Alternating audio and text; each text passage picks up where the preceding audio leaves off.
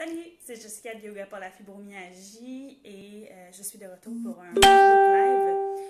Aujourd'hui, je vais vous montrer une respiration vraiment toute simple qui aide énormément à détendre tant le visage, la gorge, mais aussi ça aide beaucoup à calmer l'anxiété.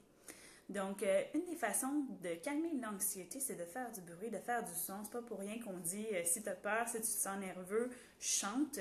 Donc, on va utiliser le son avec cette respiration-là pour nous aider à calmer notre système, trouver la détente. Et en plus de ça, comme on va se concentrer à faire le son, bien, ça va nous aider à arrêter de penser des pensées qui pourraient être anxiogènes. Donc, si vous êtes en train de tourner dans vos pensées et des pensées négatives et que ça vous cause beaucoup de stress, cette respiration-là va vous aider à revenir recentrer sur votre respiration, à comme casser le cercle, le petit hamster qui tourne et pouvoir ensuite reprendre vos activités avec un mental un peu plus calme, un peu plus focus, un peu plus concentré. Donc la respiration, ça s'appelle Bhramari ou respiration de l'abeille parce qu'on va faire comme un son d'abeille. Tout ce que vous avez besoin de faire, vous avez besoin de vos deux doigts, de votre corps et c'est tout. Donc, la façon qu'on se place pour cette respiration, assurez-vous d'avoir soit le dos droit assis ou on peut être couché sur le sol. Ce qui est plus important au niveau d'être assis ou couché, c'est pas tant si vous choisissez d'être assis ou couché, surtout quand on débute. L'important, c'est est-ce que le dos est droit. Donc, si on est assis et qu'on est capable de maintenir le dos droit, c'est parfait. Si c'est difficile de maintenir le dos droit assis, vous êtes mieux d'aller coucher au sol où là, votre colonne va être droite grâce au sol. Donc, c'est la première chose. Des fois, on me demande aussi au niveau des jambes, comment on place les jambes pour la méditation. L'important, c'est que les jambes soient symétriques et que le dos soit droit. Donc, on pourrait avoir les jambes pliées, assis sur nos talons, les jambes en ouverture, assis en indien, en papillon. On pourrait avoir les jambes allongées. Tant que les jambes font la même chose et que le dos est droit, vous êtes en business. Et salut Séverine. Donc c'est ça. Pour faire la respiration de l'abeille, vous avez besoin de vos deux index ou de vos pouces, comme vous voulez.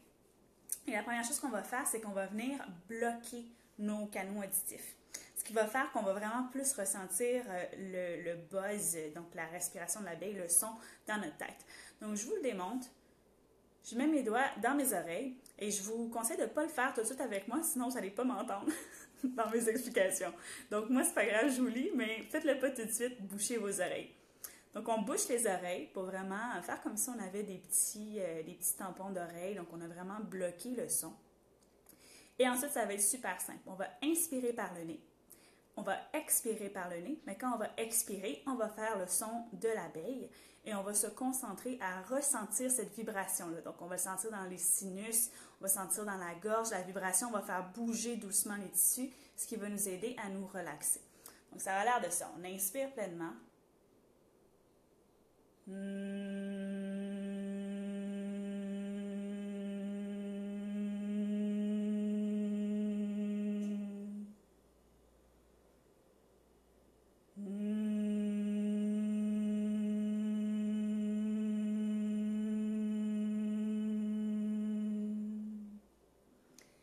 Et vous le faites plusieurs fois comme ça. Donc là, je l'ai fait 2 fois, mais vous pouvez le faire jusqu'à 5, 6, 7, 8, 9, 10 fois. Il n'y a pas vraiment de limite. En général, au bout de 4-5 fois, déjà, on sent que ça détend énormément le visage. Donc, un petit truc, assurez-vous de ne pas avoir la mâchoire serrée. Donc, plus la mâchoire est détendue, plus vous allez vraiment sentir les sinus qui vibrent. Donc, vraiment, si vous avez tendance à être très, très tendu puis que c'est sensible, la vibration va vraiment aider à relâcher le visage. Ça aide beaucoup à relâcher les mâchoires, beaucoup à relâcher la gorge et le cou. Donc, et ça, c'est vraiment le son, les vibrations qui vont aider à relaxer. Et d'une part, ça. D'une deuxième part, on inspire et on expire par le nez, ce qui a un effet relaxant. Comme on fait un son, ça a tendance à prolonger l'expiration. Et plus l'expiration est longue, bien, ça ralentit notre débit respiratoire, ce qui a encore une fois un effet calmant. Et finalement, bien, on est concentré à avoir les oreilles bouchées, on est concentré à ressentir ce son-là de l'abeille, ce qui fait que ça nous empêche de penser à notre quotidien ou à notre passé ou à notre futur, les choses qui nous stressent. Donc, encore une fois, ça a un effet relaxant. Donc, pardon. Donc, c'est ça. Respiration de l'abeille, je vous la remonte une deuxième fois. On bouche les oreilles, on inspire et on expire par le nez. Et on s'assure que quand on expire, on fait le son de l'abeille. Plus vous le faites fort, plus c'est efficace. Et on se concentre à vraiment garder le visage le plus relax possible et ressentir la vibration.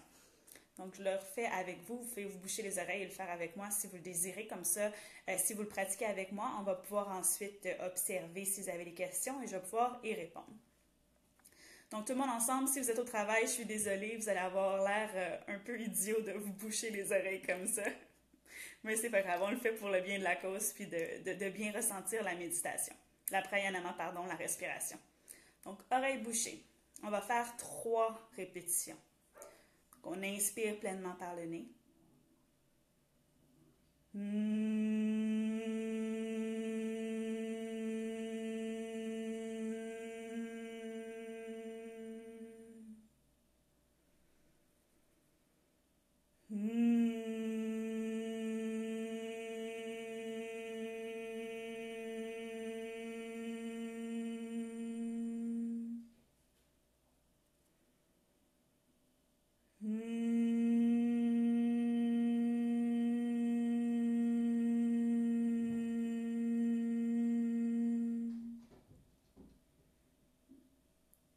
Doucement, vous pouvez relâcher.